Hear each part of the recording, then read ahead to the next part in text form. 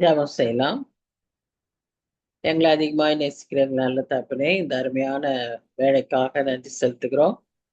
இந்த நேரத்திலும் ஆண்டவரே, பல இக்கட்டான மழை, இப்படிப்பட்ட சூழ்நிலையில ஆண்டவரே உம்முடைய பாதத்துல நாங்க அமர்ந்து உம்முடைய வசனங்களை தியானிக்க வந்திருக்கிறோம். இந்த நேரத்தை எங்களுக்கு ஆசீர்வதித்து தாரோம். நாங்கள் அறிந்து கொள்ள வேண்டிய, கற்றுக்கொள்ள வேண்டிய காரியங்களை எங்களுக்கு சொல்லித் தாரோம். சுவாமி, நீர் இதை ஆசீர்வதிக்க வேண்டுமா இவை நோக்கி பார்க்கிறோம். எங்களுடைய வாஞ்சைகள், விருப்பங்கள், தேவைகள் எல்லாவற்றையும் நிறைவேற்றி எங்களை தாழ்த்தி இப்படிய கருத்துல ஒப்பு கொடுக்கிறோம். பொறுப்பேற்றுக்கொள்ளும். நேசிக்கிற இயேசு கிறிஸ்து மூலமாய் வேண்டிக் கொள்கிறோம் பிதாவே. ஆமென், ஆமென். சோ கர்த்தருடைய பரிசுத்தத்துக்கு ஸ்தோத்திரம் உண்டாவதாக. இந்த நாளிலும்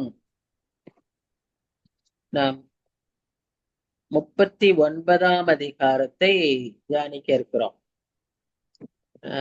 பியோலாண்டி கடைசி லாஸ்ட் யோகுவின்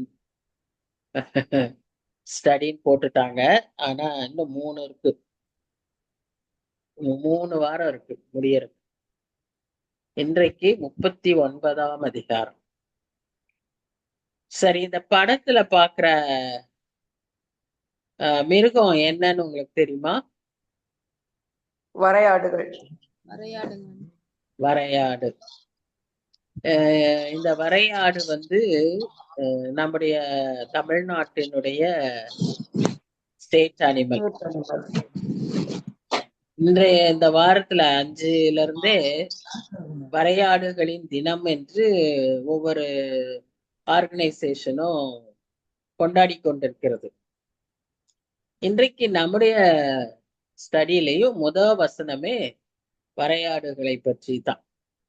என்ன கோயின்சிடன்ஸ் பாருங்க, நல்லா இருக்குல்ல? எடுத்த உடனேயே ஃபர்ஸ்ட் வசனமே அதுதான் சொல்லுது. அதாவது கர்த்தர் யோபுக்கு பிரதியுத்தரமாய் போன அதிகாரத்துல இருந்து பேசிக்கிட்டே இருக்காரு. பல காரியங்களை சொன்னவர் இந்த அதிகாரத்துல அவருடைய படைப்புகளை, குறிப்பாக மிருகங்களையும் பறவைகளையும் வைத்து யோபுவுக்கும் நமக்கும் பாடம் சொல்லி கொடுக்கிறார். யோபுவுக்கு சொல்லி கொடுப்பது ஒன்று என்னன்னா, உன்னால இதையெல்லாம் அறிந்து கொள்ள முடியுமா அப்படிங்கிற ஒரு கேள்வி. ஆனா நமக்கு இது மூலமாக ஒரு சில பாடங்களை சொல்லி தருகிறார். இந்த வசனங்களுக்குள்ளாக போவதற்கு முன்பாக உங்களுக்கு ஹோம்வொர்க் எல்லாம் முடிச்சிட்டாங்களா? கேட்டீங்களா? காட்டுக்கழுதை இருமா அறிவுறுத்த வேண்டிய காரியங்கள் சில உண்டு. அதை சொல்லிட்டு அப்புறம் நம்ம போவோம். அதாவது மூன்று முக்கியமான இதை விளங்கி கொள்ள வேண்டும். ரெய்னி வந்தாங்க, போயிட்டாங்க. மழைன்னு போயிட்டாங்களோ தெரியல. ரெய்னி வந்தது, ஆனா போயிடுச்சு. சரி, நான் என்ன சொல்ல வந்தேன்? 3 முக்கியமானதை நான் விளக்கி தர வேண்டும். ஒன்று, நாலேஜ். What is knowledge? அறிவு அப்படின்னா என்ன அப்படின்னு பாத்தீங்கன்னா, knowledge is collection of information. அதாவது அறிவு என்பது தகவல்களை எல்லாம் சேகரித்து வைத்து அறிந்து கொள்வது. அதுதான் நாலேஜ். இப்ப நான் புஸ்தகம் படிக்கிறோம், அதுல நம்ம நிறைய தகவல்கள் அறிந்து கொள்கிறோம். நியூஸ் பேப்பர் படிக்கிறோம், அதுல நிறைய தகவல்கள் அறிந்து கொள்கிறோம். So knowledge is collection of information. Second word என்னன்னா அண்டர்ஸ்டாண்டிங், புரிந்து கொள்ளுதல். புரிந்து கொள்ளுதல் என்பது நாம் சேகரித்ததை விளங்கிக் கொள்வது அல்லது அதை விளக்கமாக்கிக் கொள்வது. இன்டர்பிரேஷன். அண்டர்ஸ்டாண்டிங்கிறதுக்கு இன்டர்பிரேஷன் என்று நாம் சொல்லலாம். மூன்றாவதாக இருக்கக்கூடியது விஸ்டம். இந்த விஸ்டம்ங்கிறது ஞானம். அது என்னன்னு சொன்னா, அறிந்து கொண்ட தகவல்களை, விளங்கி கொண்டவைகளை வாய்ஸ் கம்மியாச்சு. இப்ப பரவாயில்ல. நடுவுல வாய்ஸ் கம்மியாச்சு. எல்லாருக்கும் கேட்டுச்சா அந்த மாதிரி? எல்லாருக்கும் சரியா கேட்டுச்சாப்பா? இல்லைங்க. கொஞ்சம் ஒரு விட்டு மாதிரி கேக்குது. லோ வால்யூம் ஆயிடுச்சு. இப்ப பரவாயில்ல. இப்போ பேசு. விஸ்டம். விஸ்டம் என்றால் ஞானம். ஞானம் என்று சொல்லும் போது அது நமக்கு கரெக்டா தான் இருக்கு. சரி. ஞானம் என்று சொல்லும் போது அது நாம் அறிந்து கொண்டவைகளை அதை வாழ்க்கைக்கு அபியாசிப்பதுதான் ஞானம். இதை விளங்கிக் கொண்டோமானால் இந்த அதிகாரம் முழுவதும் ஞானத்தை பற்றி தான் பேசுகிறோம். நாம் பல தகவல்களை தெரிந்து கொள்கிறோம், அதை விளங்கிக் கொள்கிறோம். அதற்கு பின்பு இதை அபியாசிப்பது எப்படி, அதுதான் ஞானம். சரியா? அப்ப இந்த முதல் 4 வசனத்துல அவர் வரையாடுகளை பற்றி பேசுகிறார். இன்னைக்கு நிறைய டிவியில கூட வரையாடுகள், அதனுடைய குணாதிசயங்கள் எல்லாம் சொல்லிக்கிட்டு இருந்தாங்க. வால்பாறைக்கு போனீங்கன்னா அந்த 3rd ஹேர்பின் பெண்டுக்கு அப்புறம் நிறைய வரையாடுகள் உட்கார்ந்துருக்கும். நல்லா மூணாறுல கூட நிறைய வரையாடுகள் இருக்கும். அதுக்குன்னே ஒரு சாங்சுவரி கூட இருக்கு, எரவிக்குளம் அப்படின்னு ஒரு சாங்சுவரி. அங்க நிறைய வரையாடுகள் மேய்வதை பார்க்கலாம். நீல்கிரிஸ்லயும் எப்பாவது பார்க்கலாம். அதிகமா பேசஞ்சர்ஸ் நம்ம எல்லாம் போகிற இடங்கள்ல இருக்கிறது இல்ல, ஆனா அங்கேயும் இருக்குன்னு சொல்லி சொல்றாங்க. இப்போ கர்த்தர் யோபு கிட்ட கேட்கறது என்னன்னு சொன்னா, இந்த வரையாடுகள் ஈனும் காலத்தை அறிவாயோ? இப்போ ஒரு மிருகத்துக்கு இவ்வளவு நாட்கள் பிரெக்னன்சி அப்படின்னு எல்லாம் கூட படிச்சிருக்கிறோம், இத்தனை மாசங்கள் அப்படின்லாம் சொல்லியிருக்கோம். ஆனா இப்ப யோபு கிட்ட அவர் கேட்கிறார், மான்கள் குட்டி போடுகிறதை கவனித்தாயோ? அவைகள் சினைப்பட்டிருந்து வருகிற மாதங்களை நீ எண்ணி அவைகள் ஈனும் காலத்தை அறிவாயோ? இப்போ ஒரு மனுஷன் சொன்னா நமக்கு தெரியும், 3 months ஆயிடுச்சு, 7 months ஆயிடுச்சு அப்படின்லாம் சொல்றோம். இப்போ அந்த ஆடுக்கு, இந்த வரையாடுக்கு, மானுக்கு, இதுக்கெல்லாம் நீ சொல்ல முடியுமா? அவைகள் எப்படி குட்டி போடுதுன்னு உனக்கு தெரியுமா? அவைகள் நொந்து பிந்து தங்கள் குட்டிகளை போட்டு தங்கள் வேதனைகளை நீக்கிவிடும். நான் சுவாலஜி தான் டீச் பண்ணேன். ஆனா இந்த ஆடு குட்டி போடுறதெல்லாம் நான் பார்த்தது இல்லை. ஆனா நாங்க ஒரு வீட்டுல தாமநகர்ல இருந்தோம், கல்யாணம் ஆன புதுசுல, பசங்க சின்னவங்களா இருக்கும்போது. அப்ப எங்க வீட்டுக்கு முன்னாலதான் கொஞ்சம் பேர் ஆடுகள்லாம் வளர்த்துட்டு இருந்தாங்க. அந்த ஆடுக அப்படியே மேய வருமா, அந்த ஆடுகள்ல ஒரு ஆடு அன்னைக்கு இவ இங்க வாசிக்கிற மாதிரியே தான் அப்படியே நின்னு ஒரு சத்தம் போட்டுச்சு. பிரெக்னன்ட் கோட்டை, சீப்பா கோட்டா என்னமோ, அது நின்னுச்சு. அப்படியே அப்படியே கால் ரெண்டையும் விரிச்சிச்சு, அப்படியே டப்புன்னு குட்டி விழுந்துருச்சு. அது நான் பார்த்தேன். இப்ப அததான் அவர் கேட்கிறார். அது சொல்றாரு, அவைகளின் குட்டிகள் பலத்து வனத்திலே வளர்ந்து அவைகள் அண்டைக்கு திரும்ப வராமல் போயிடுது. வளர்ந்த பிறகு அது ஓடிடும் இல்லையா? நிறைய சமயம் பார்த்திருக்கிறோம், அந்த பால் குடிக்கிற வரைக்கும் அது அம்மா பின்னாலேயே போகும். அதுக்கப்புறம் அது எங்கேயோ போயிடும், அம்மா தான் பின்னால தேடிட்டு போய் கத்திட்டு அதை கூட்டிட்டு வரும். நிறைய சமயம் நாம் அதெல்லாம் பார்த்திருக்கோம். சோ இததான் அவர் சொல்றாரு. இதையெல்லாம் ஒரு இயற்கையை வைத்து அவர் அவர் கிரியேட் பண்ணதை வச்சு அவர் சொல்றாரு. அதுல என்ன அவர் இப்ப முக்கியமா சொல்றாருன்னா, இதற்கெல்லாம் ஒரு நேச்சுரல் ஆர்டர் இருக்கு.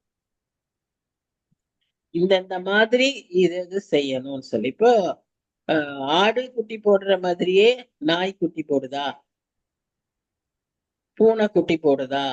இல்லையே, ஒவ்வொன்றும் ஒரு ஒரு விதமாய் குட்டி போடுது இல்லையா? அப்ப அதுதான் அவர் சொல்றாரு, there is a natural order. ஆனா இதையெல்லாம் யார் நிர்ணயித்தா?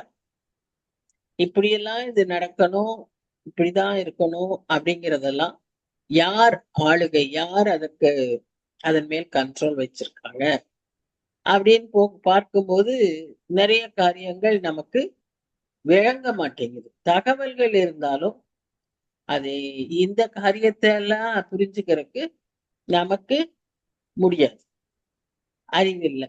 புத்தகங்களை பார்த்து ஒருவேளை நம்ம தெரிந்து கொள்ளலாம். ஆனாலும் இதன் மேல் அதிகாரம் யாருக்கு இருக்குன்றது எந்த புத்தகமுமே சொல்லாது. இந்த மாஸ்டருக்கும் இந்த குட்டியிடும் அப்படின்னு தான் சொல்லுமே ஒழிய இதையெல்லாம் கண்ட்ரோல் பண்றது யாரு அப்படின்னு யாருமே சொல்லுவதாக தெரியல. அதனாலதான் இங்க என்ன அவர் சொல்றாருன்னா, யோபுவை வந்து ஒரு ஒரு உணர்த்துறாரு. என்ன, நிறைய காரியங்கள் உனக்கு விளங்காது. நீ எல்லாவற்றையும் கேள்வி கேட்டு அது எப்படித்தான் புரிஞ்சுதான் நான் கர்த்தரை புரிஞ்சுக்கணும், கர்த்தருடைய வழிகளை அறிந்து கொள்ளணும் அப்படின்னு நீ நினைக்க கூடாது. இன்னைக்கு நிறைய வாலிப பிள்ளைகளுக்கு இப்படி ஒரு எண்ணங்கள் உண்டு. நிறைய பேர் கூட இந்த மாதிரி யோசிப்பாங்க. இதெல்லாம் அறிவுபூர்வமா நம்ம புரிஞ்சாதான் நம்ம வந்து நம்ப முடியும் அப்படின்வாங்க. ஆனா விசுவாசம், கர்த்தர் மேல் வைக்கிற நம்பிக்கை, இதற்கெல்லாம் எந்த அறிவும் தேவையில்லை. அது விளங்கவே விளங்காது. விளங்காமல் இருக்கக்கூடிய சூழ்நிலையில தான் நம்முடைய விசுவாசம் செயல்படும். இப்ப பேதுரு, யோவான்லாம் கடற்கரையில முழுவதும் மீனை பிடிச்சிட்டு வந்தாங்க. ஒன்றும் அகப்படவில்லை. சோர்வாக வர்றாங்க. அவர்களை பார்த்து ஆண்டவர் என்ன சொல்றாரு? கடலை ஆழத்துக்கு தள்ளு, வலது புறமா வலைய போடு அப்படிங்கிறாரு. இவங்களுக்கு நல்லா தெரியும், எக்ஸ்பீரியன்ஸ், எத்தனையோ வருஷமா பிறந்ததுல இருந்து அப்படியே போட்ல போனவங்க தான். அது பேதுருக்கெல்லாம் நல்லாவே எக்ஸ்பீரியன்ஸ் வயசாயிடுச்சு. அப்போ அவருக்கெல்லாம் இந்த இது அறிவாகவே இருக்காது. ஆனா அப்போ ஒரு விசுவாசம், கர்த்தருடைய சொல்லுக்கு ஒரு நம்பிக்கை, கீழ்ப்படிதல், அதை செய்தார்கள். வலை கிழியத்தக்கதாக மீன்களை பிடித்தார்கள். நம்முடைய கிறிஸ்தவ வாழ்க்கையிலும் இப்படி நிறைய காரியங்களை நாம விளங்கி கொள்ள முடியாது. ஏன் எனக்கு இப்படி செய்யறாரு, ஏன் அவங்களுக்கு அதை செய்யல, ஏன் அவங்க செய்யறதுக்கும் எனக்கும் வித்தியாசம் இருக்கு, இதெல்லாம் நமக்கு தெரியாது, புரிஞ்சு கொள்ளவே முடியாது. முந்தின தடவை இப்படி செஞ்சாரு, இப்ப ஏன் அவர் செய்யல, அதுவும் நமக்கு புரியாது. ஆனா நமக்கு நம்முடைய வேலை என்னன்னா, கர்த்தர் மேல நம்முடைய முழு நம்பிக்கையை வைத்து அவரை முழுமையாய் அன்பு கூர்ந்து அவருக்கு கீழ்ப்படிய வேண்டும். இதை மட்டும்தான் அவர் எதிர்பார்க்கிறார். சரி, இப்போ நான் ஒரு வசனங்கள்லாம் உங்களை குறிக்க சொன்னேன். யாராவது குறிச்சிட்டு வந்திருக்கீங்களா? ஏன்னா அடுத்து அவர் பேசுறது வந்து காட்டுக்கழுதையை பற்றி. விஜயா, குறிச்சிட்டு வந்தீங்களா? குறிச்சிட்டு வந்திருக்கேன். சொல்லுங்க, எத்தனை வசனம் இருக்கு காட்டுக்கழுதையை பற்றி? யோபுல வந்து 6, 5, 11, 12, 24, 5, 39, 5. வேற புத்தகங்கள்ல காட்டுக்கழுதை இல்லையா? தானியேல்ல வந்து 5, 21ங்க. அவ்வளவுதாங்க எனக்கு தெரிஞ்சு. சரி சரி. இப்ப ஷீலா, இப்ப அவங்க சொன்னதெல்லாம் ரைட்டா? ஓகேங்க ஆண்டி. அது இல்லாம வேற ஏதாவது நீ கண்டுபிடிச்சிருக்கியா? சங்கீதம் 104:11 ஆண்டி. விஜயா நோட் பண்ணிக்கோங்க.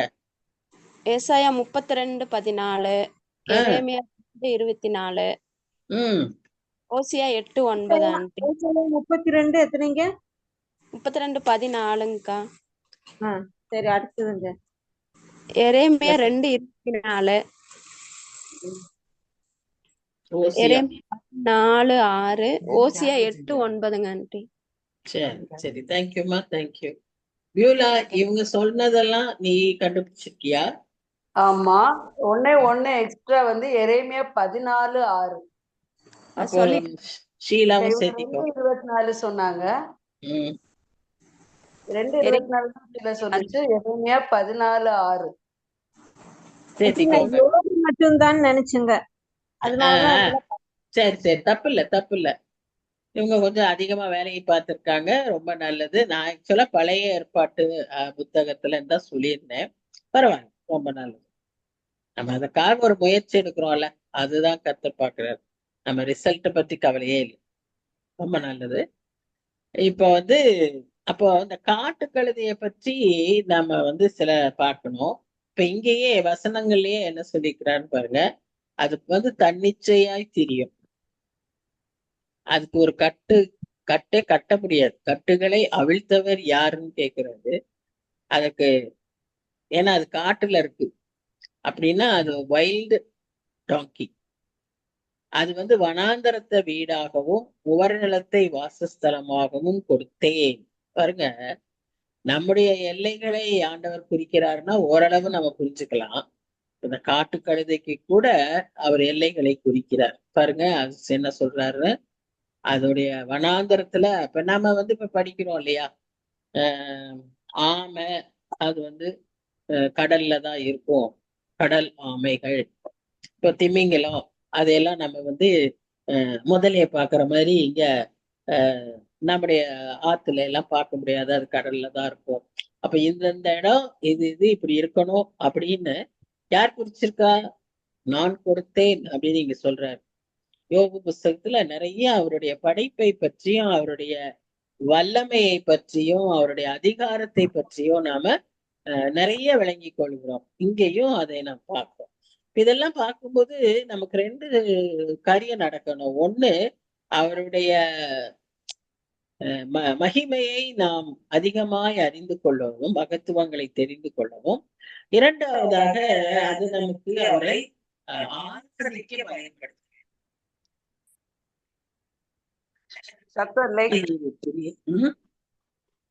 சத்தம் விட்டு விட்டு கேக்குது. நீர் வல்லவராய் இருக்கிறீர், நீர் பெரியவர் அப்படின்னு சொல்லி அதை நாம ஆண்டவருக்கு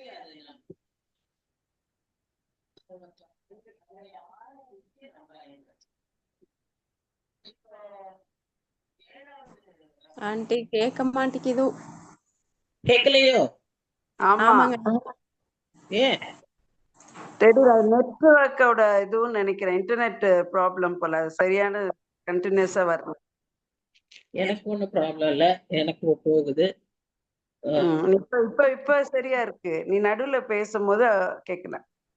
சரி விட்டு இருக்குங்க. அது பட்டணத்தின் இறைச்சலை அலட்சியம் பண்ணி ஓட்டுகிறவனுடைய கூக்குரலை மதிக்கிறதில்லை. அது எப்படின்னா எந்த சத்தத்துக்கும் பயப்படாது, அது பாட்டுக்கு நடக்கும். மாடுகளை அப்படித்தான் நம்ம பார்த்திருக்கோம். நிறைய மாடுகள் ரோட்ல நம்ம என்ன ஆண் அடிச்சாலும் நகராது, அப்படியேதான் இருக்கும், படுத்தேதான் இருக்கும். இப்படியெல்லாம் நம்ம பார்த்திருக்கோம்ல. இது அதை விட, அது ஓட்டுகிறவனுடைய கூக்குரலையும் மதிக்கிறது இல்லை. அது மலைகளிலே தன் மேய்ச்சலை கண்டுபிடித்து சகலவித பச்சை பூண்டுகளையும் தேடி திரியும். அது சாப்பிடுறது என்ன? பச்சை பூண்டு. இப்போ இந்த இதெல்லாம் நமக்கே தெரியாது, ஏன்னா நாமளே காட்டு கழுதைய ஜாஸ்தி பார்த்ததாக எனக்கு ஞாபகம் இல்லை. உங்களுக்கு யாருக்காவது காட்டு கழுதைய பார்த்திருக்கீங்களா? நீங்க யாராவது காட்டு கழுதை பார்த்திருக்கீங்களா? ஒருத்தர் பதில் சொல்லல. யாருக்கு காது கேட்கலையா? ஹலோ, நீ கொஞ்ச நேரம் காது கேட்கல. என்ன கேள்வி கேட்ட? கேட்கலைங்க ஆண்டி கரெக்டா. காட்டு கழுதைய நீங்க யாராவது பார்த்திருக்கீங்களா? இல்லப்பா, ஊர் கழுதை தான் பார்த்தேன். காட்டு கழுதை நம்ம யாருக்குமே தெரியாது, நாம யாருமே பார்த்தது இல்லை. ஆனா யோபுவுக்கு இது தெரியாது, யோபுவுக்கே தெரியாது. அதுதான் இந்த புத்தகத்துல நம்ம பார்க்கிறோம். அதனால இதெல்லாம் கர்த்தருக்குரியவை. இது இதையுடைய குணாதிசயங்கள், இது வாழ்கிற இடம், இது சாப்பிடுற உணவு எல்லாமே கர்த்தர் நிர்ணயித்திருக்கிறது. இது மனிதனுக்கு உள்ளதல்ல என்பதை அவர் தெளிவாய் சொல்லுகிறார். இங்கிலீஷ்ல இந்த வைல்டு டாங்கி அப்படின்னு சொல்லுவோம் இல்லையா, அதுக்கு இன்னொரு பேர் கூட இருக்கான், ஒனேகர். ONAGER, ஒனேகர் என்கிற பெயரு இந்த காட்டு கழுதைக்கு வைல்டு டாங்கி அப்படிங்கிற சொல்லக்கூடிய இதற்கு அந்த பேர். இது வந்து நம்ம இதுல பழைய ஏற்பாட்டுல நாம் அதிகமா இதை குறித்து பார்க்கலாம். இஸ்மவேல். இஸ்மவேல் யாரு? ஆகாரோட ஆகாரோட மகன். ஆபிரகாமுடைய மூத்த மகன். ம். ஆபிரகாமுக்கு மூத்த மகன், அததான் முதல்ல சொல்லணும். ஆகார்னு சொல்றதை விட ஆபிரகாமுக்கு ஆபிரகாமுடைய ஆபிரகாம் இடமிருந்து ஆகாருக்கு பிறந்த மூத்த மகன். சரியா? அவனை வேதத்துல என்னன்னு சொல்லியிருக்குன்னா wild Tongi of a man அப்படின்னு சொல்லி. யாராவது ஆதியாகமம் 16:12 வாசிங்க. 12. அவன் துஷ்ட மனுஷனாயிருப்பான், அவனுடைய கை எல்லோருக்கும் விரோதமாகவும் எல்லோருடைய கையும் அவனுக்கு விரோதமாகவும் இருக்கும், தன் சகோதரர் எல்லாருக்கும் எதிராக குடியிருப்பான் என்றார். அதுல இல்லையே. அவனை பற்றி காட்டு கழுதன்னு சொல்லலையோ? ஆஹா. அப்படின்னா இந்த கமெண்டேட்டர் என்ன சொல்றாரு, அந்த குணங்கள் எல்லாம் இருக்கிற ஒரு காட்டுக்கழுதையை போல ஒரு மனிதன், அவன்தான் யாரு? இஸ்மவேல் அப்படிங்கிறார். சரியா? அதோடைய உணவு எங்க? மலைப்பகுதிகள்ல காணப்படுகிற பச்சை புல் பூண்டுகள்ல. அந்த காட்டு கழுதைக்கு இப்ப நம்ம மத்தேயு 6ஆம் அதிகாரத்துல வாசிக்கிறோம், காட்டு புஷ்பங்களை கர்த்தர் உடுத்துவித்தார் அப்படின்னு சொல்லி பாக்குறோம் இல்லையா? சாலமோன் கூட அது மாதிரி கலர்ல ட்ரெஸ்ஸஸ் இல்ல, ஆனா காட்டு புஷ்பங்களுக்கு கர்த்தர் உடுத்துவிக்கிறார் என்று சொல்லி பார்க்கிறோம். அப்போ இந்த காட்டு கழுதைக்கு சாப்பாடு கொடுக்கறதுக்கு கர்த்தர் என்ன செய்யறாரு? சிரத்தை எடுத்து அது திரிகிற அந்த மலைப்பகுதிகளில அது திரிகிற அந்த புல் பூண்டுகளை விளைவிக்கிறார். ஏன்னா அங்க போய் யார் விதைப்பா? யாரும் விதைச்சிருக்க மாட்டாங்க. அது தானாக முளைத்திருக்கும். தானாக எப்படி முளைக்கும்? கர்த்தர் முளைக்க பண்ணி. சரியா? அப்போ இதெல்லாம் அவர் சொல்லி, யோபுவே உனக்கு இதெல்லாம் தெரியுமா அப்படின்னு கேட்கிறார். அவ்வளவு ஒரு கட்டுக்கு வராத ஒரு காட்டு கழுதைக்கே இவ்வளவு காரியங்களை அவர் செய்யறார். இது சிங்கத்தை புலியெல்லாம் நம்ம சர்க்கஸ்ல பாக்குறோம், ரிங் மாஸ்டர் சொன்னா கீழ்ப்படியும். ஆனா இந்த காட்டு கழுதை என்னைக்காவது சர்க்கஸ்ல பார்த்துருக்கோமா? இல்ல. ஏன்னா அது அவர் ரிங் மாஸ்டருக்கு கீழ்ப்படியாது. அது ஏன் அப்படி? புரியாது.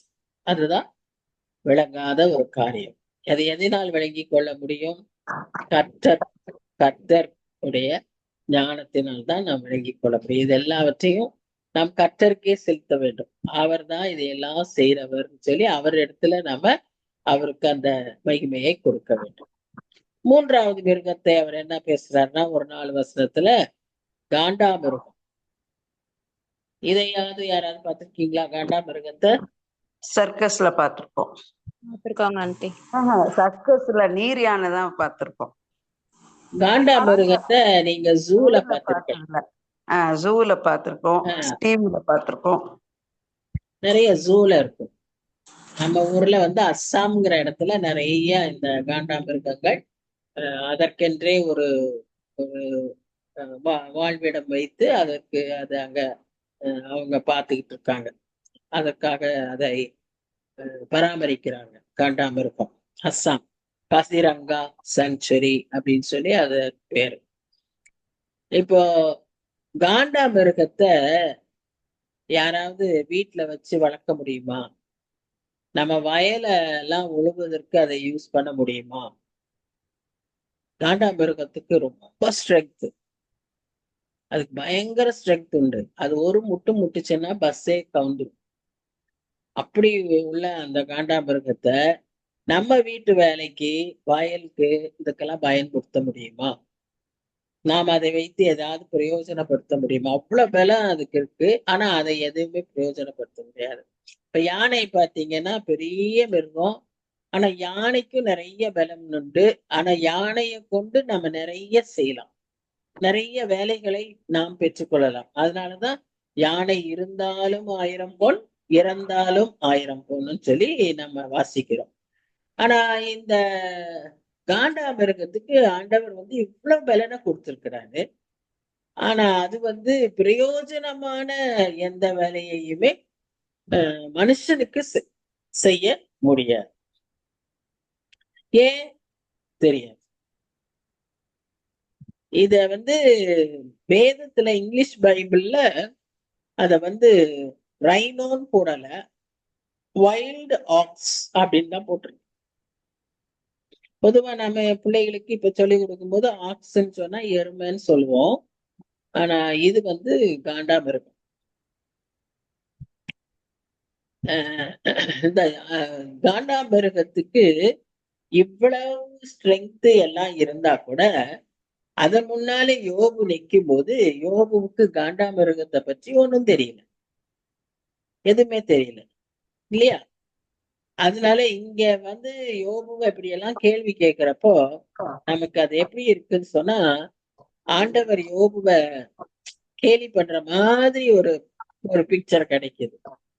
ஆனா ஆக்சுவலா யோபுவை நினைத்து பார்க்க சொல்றாரு. எவ்வளவு காரியங்கள் உனக்கு தெரியாது, நீ என்னமோ பெரிய எல்லாம் தெரிந்த அறிவாளி மாதிரி நீ பேசிட்டு இருக்கிறியே அப்படின்னு விளக்குறதுக்காக அவர் அந்த இடத்துல காண்டாமிருகத்தை பற்றி அந்த இடத்துல பேசியதாக பார்க்கிறோம். இதெல்லாம் கர்த்தர் சொல்றது.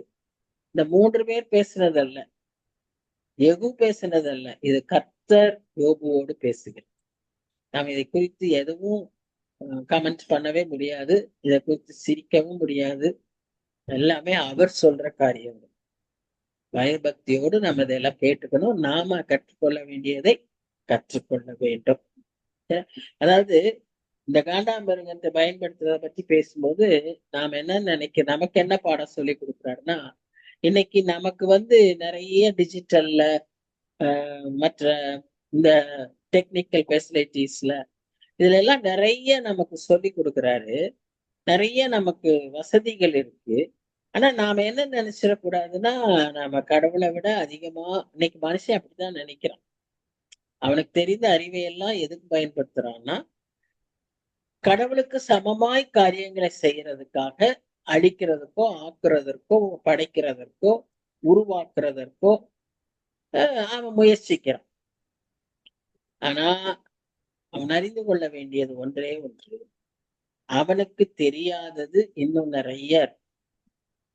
உலகத்துல இருக்கக்கூடிய சக்திகள், உலகத்தில் நடக்கக்கூடிய காரியங்கள் நிறைய அவனுக்கு தெரியாது. இதை அவன் விளங்கிக்கொள்ள, அவனுடைய அறிவு மிகவும் குறுகியது, வெரி லிமிட்டட் நாலேஜ் அப்படிங்கிறத அவன் நல்லா விளங்கி கொள்ள வேண்டும். இதைத்தான் இந்த அதிகாரத்துல தொடக்கத்துல இருந்து சொல்லிக்கிட்டே வர்றாரு. உனக்கு நாலேஜ் இருக்கலாம், ஒரு சில காரியங்களை குறித்த அண்டர்ஸ்டாண்டிங் இருக்கலாம், ஆனா விஸ்டம் உனக்கு தேவை அப்படிங்கிறத அவர் திரும்ப திரும்ப நமக்கு சொல்றார்.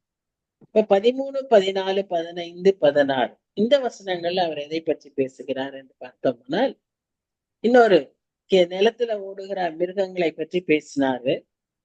ஆனா இப்ப காற்றுல பறக்கிற பறவையை குறித்து பேசுறார். பறவைகளுக்கு வந்துட்டார். ஆனா அவர் பேசும்போதும் இந்த பறவை ரெக்கை இருக்கு, ஆனா பறக்காது. அதான் தீக்குருவி. தீக்குருவின்னு சொல்லும்போது ஆஸ்ட்ரிச், நெருப்பு கோழி அப்படின்னு நாம சொல்லுவோம். வேதத்துல அதை குறித்து தீக்குருவி அப்படின்னு போட்டிருக்கு. இது அதுல போட்டிருக்கு பாருங்க, செட்டைகளை அசைவாட்டி ஓடுகிற ஓட்டம். அதுக்கு 2 நல்ல ஃப்ளஃபி விங்ஸ் இருக்கு. ஆனா அந்த விங்ஸ வச்சு ஏன் அது பறக்கிறது இல்ல தெரியல. ஏன் காக்கா பறக்குது தெரியாது. ஏன் கோழியால பறக்க முடியாது, வாத்தால பறக்க முடியாது தெரியாது. உங்களால சொல்ல முடியுமா ஏன்னு?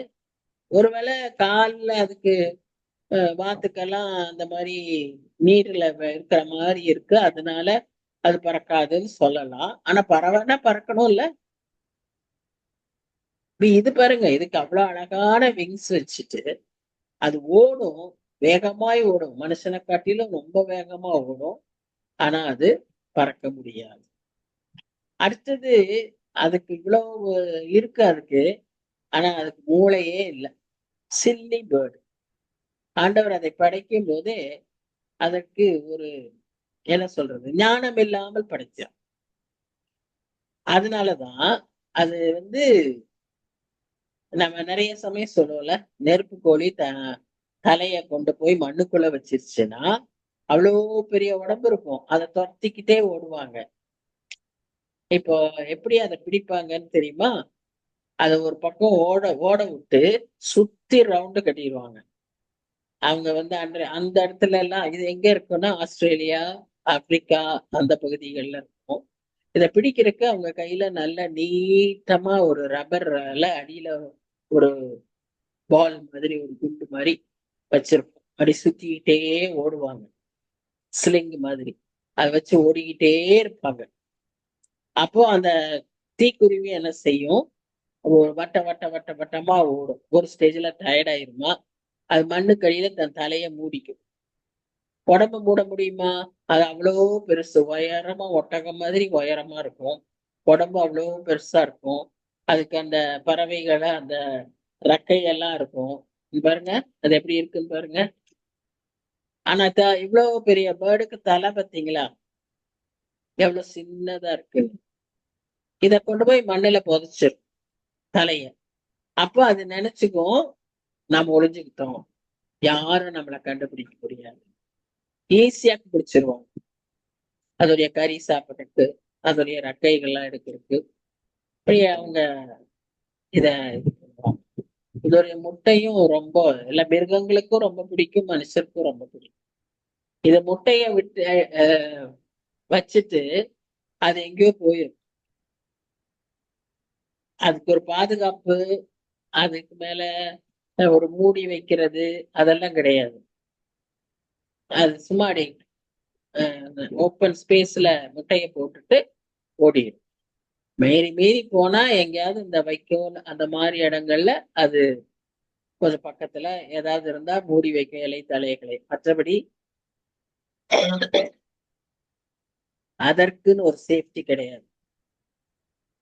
ஆனா நீங்க பார்த்திருக்கீங்க, சின்ன குருவி கூட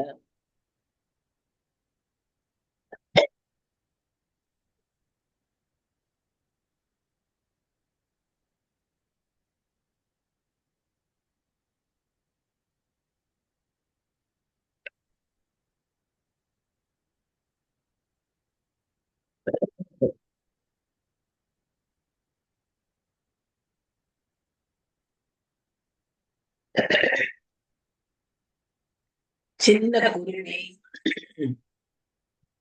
இந்த புல்புல் bird, இதெல்லாம் கூட அந்த முட்டைகளை சரியா அட்ஜஸ்ட் பண்ணு கேக்கல.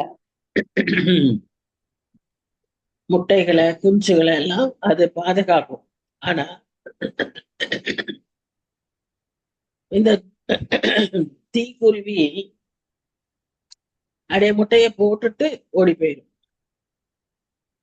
அது குஞ்சுகள் வெளியே வந்தாலும் அது வந்து அதோடைய குஞ்சுகள் அதுக்கு சாப்பாடு கொடுக்கணும் அப்படியெல்லாம் அது நினைக்காது. அது தன்னுடையது இல்லாதது போல வேடிக்கை பார்க்கும். அந்த குஞ்சுகள் ஸ்ட்ரகிள் பண்றதெல்லாம் இது வேடிக்கை பார்த்துட்டு இருக்கும். இது சாப்பாடு கொடுக்காது. வசனம் சொல்லுது பாருங்க, 16ஆம் வசனம். அது தன் குஞ்சுகள் தன்னுடையது அல்லாதது போல அவைகளை காக்காத கடினம் கூடமுள்ளதா இருக்கும். அவைகளுக்காக அதற்கு கவலை இல்லாதபடியினால் அது பட்ட வருத்தம் விருதா. மனுஷனுடைய உயிரினத்துடைய பேசிக் பிரின்சிபிள் என்னன்னா, அது லைஃப ப்ரோக்ரியேட் பண்ணணும், அத வந்து காத்து அடுத்த ஜெனரேஷனுக்கு கொண்டு வரணும். இப்ப இது வந்து குட்டிய போடாம இருந்தா வேற, பட் இது குட்டிய போடும், முட்டைய போடும். ஆனா முட்டைய பத்தி கவலைப்படாது, அது பொரிச்சு வர குஞ்சுகளை பற்றியும் அது கவலைப்படாது. ஒரு வித்தியாசமான ஒரு குணமுள்ள பறவை. அதனாலதான் அதை ஒரு சில்லி பேர்டுன்னு சொல்லுவாங்க. அதுக்கு அறிவு ரொம்ப கம்மி. தலை இத்துனோண்டு, உடம்பு அவ்வளவு பெருசு. கர்த்தர் படைக்கும் போதே அப்படிதான் படைச்சிருக்காரு.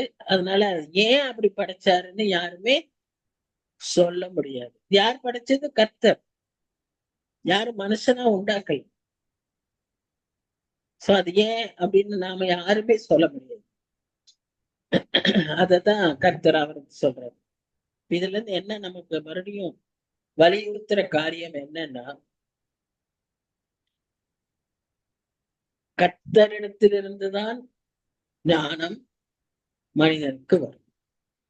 அது கொடுப்பார், அதை கொடுக்காமல் வைத்திருப்பார். எல்லாருக்கும் ஒரே மாதிரி அவர் கொடுக்கறது இல்லை. நம்ம மனிதர்களுக்கே நம்ம பார்க்கிறோம். ஒரு சிலருக்கு எக்ஸ்ட்ரா ஸ்கில் எல்லாம் இருக்கு, அவங்களுக்கு ஒரு எக்ஸ்ட்ராடினரி எபிலிட்டி இருக்கு. 3 வயசுலயே கணக்கு போடுது, நிறைய போயம் எல்லாம் ரிசைட் பண்றாங்க. இப்படி எக்ஸ்ட்ராடினரி எபிலிட்டி. அதுவும் அவங்க அவங்க கொடுத்த ட்ரைனிங், அவங்களா கொடுத்த காரியம் கிடையாது. அந்த பிள்ளைக்கு கொடுக்கக்கூடிய அந்த மனன மெமரி யார் கொடுத்தது? கர்த்தர் கொடுத்தது. இதைத்தான் நாம யாக்கோபுல வாசிக்கிறோம். யாக்கோபு புத்தகத்துல நாம என்ன பார்க்கிறோம்னு சொன்னா, 1ஆம் அதிகாரம் 5ஆம் வசனத்தை நீங்க வாசிங்க. அதுல நமக்கு எல்லாம் தெளிவா விளங்கும். யாக்கோபு 1:5 வசனம்.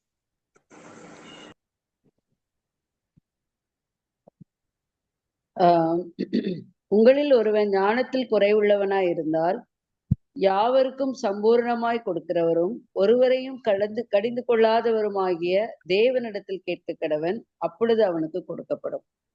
இப்போ நமக்கு எவ்வளவு சுலபமா பெற்றுக்கொள்வதற்கு வழி கொடுத்திருக்கிறார். இதுல இருந்து என்ன நமக்கு புரியுது? ஞானம் யார் இடத்திலிருந்து தான் வரும்? தேவன் தேவனிடத்திலிருந்து தான் வரும். வேற எங்க இருந்தும் வராது.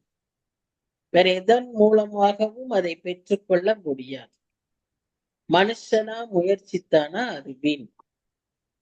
அது இந்த தீக்குருவி மாதிரிதான், முட்டாள்தனமாய் முடியும். அப்போ அந்த ஞானத்தை நாம் பெற்றுக்கொள்ளணும்னா எப்படி பெற்றுக்கொள்ளணும்? அவரிடத்திலிருந்து பெற்றுக்கொள்ளணும். அவரிடத்தில் கேட்க வேண்டும். அப்பதான் நமக்கு கிடைக்கும். ஆனா ஃபர்ஸ்ட் எடுத்தோன்னு ஒண்ணு போட்டிருக்க, என்ன தெரியுமா? ஒருவன் ஞானத்தில் குறைவுள்ளவனாய் இருந்தான். அப்போ நம்மகிட்ட இருக்கிற என்ன குறைவுன்னு நமக்கு தெரியும். அந்த தன்னிலை உணர்தல் மிக மிக அவசியம். சில பேர் கேட்கவே மாட்டாங்க. ஏன் தெரியுமா? அவங்க என்ன நினைச்சுக்கிறாங்கன்னா, அவங்ககிட்ட எல்லாம் இருக்கு. அவங்க கேட்கறதே அவங்களுக்கு என்ன சொல்றது, ஒரு பிரஸ்டீஜ் குறைவு. எனக்கு எனக்கு இருக்கு, எனக்கு என்ன இருக்கு அப்படின்ற நினைப்புல இருக்கும்போது எந்த ப்ரோக்ரஸும் இருக்க முடியாது.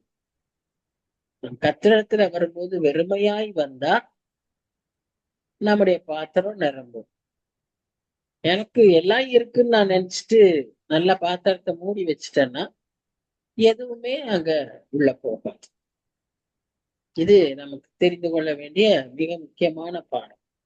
அது யாக்கோபு அழகா அங்க சொல்லியிருக்கிறோம். சரி, இங்க 19ஆம் வசனத்துல இருந்து 25ஆம் வசனத்தை பற்றி அடுத்தது மறுபடியும் மிருகங்களுக்கு வந்துட்டாரு.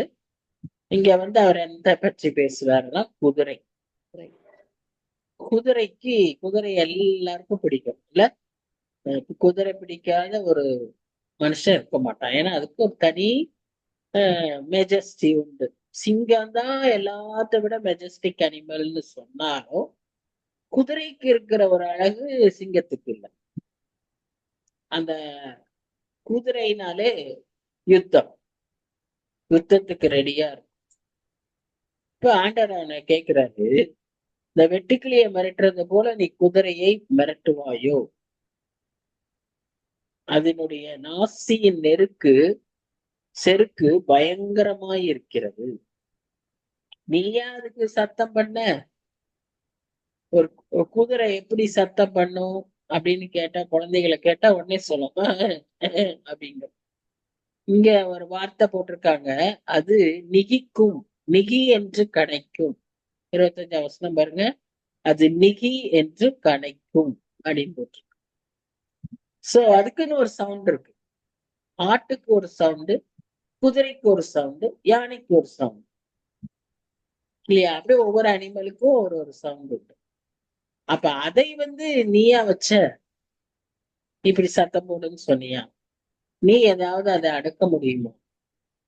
அது இதுக்கு அது ஒரு யுத்தத்துக்கு ஆயத்தமாகறத நீங்க பார்த்திருக்கீங்களா?